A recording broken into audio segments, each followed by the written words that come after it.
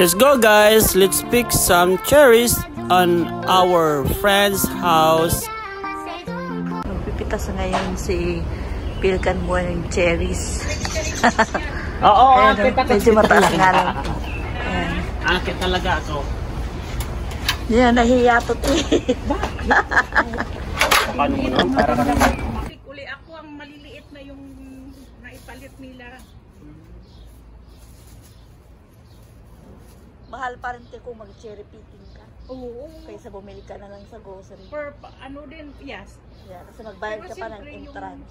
Parang doon, yung, kain ka lang ng kain. Oo, yun nga lang. Tapos nag-i-enjoy ka din, di ba? Pero yung dala ko yung mga bata noon. Oo.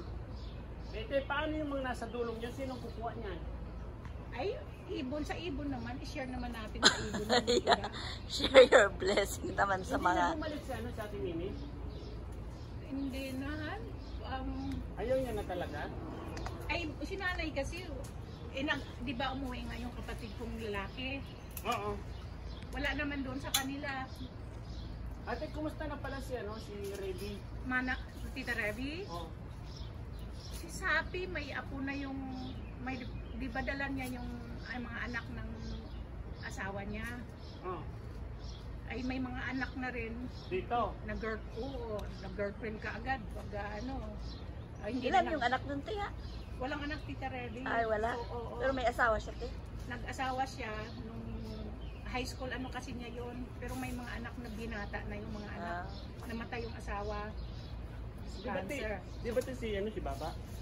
Namatay na rin si Babahan. Patay na si Baba? Oo.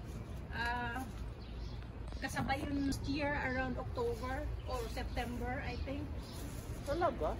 Oo, may picture nga pinadala kasi umuwi siya. Pagbaba niya sa aeroplano, inatake.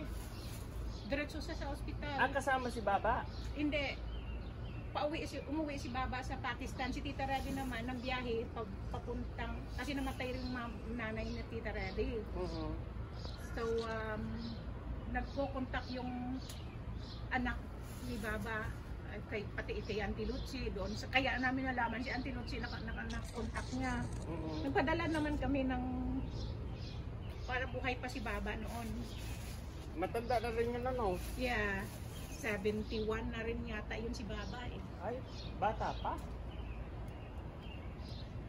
So, nakarating naman yung nagpadala kami ng 200. Si Nining Lucy ang assign.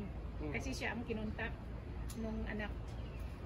Sa Facebook lang naman nag-message, nagpadala ng picture at saka nagtatanong kung mga kaya may mga bank card ba si Baba na aware kami. So Tita Revy, kinukontak namin. Siyempre wala naman silang communication na nung simula 2018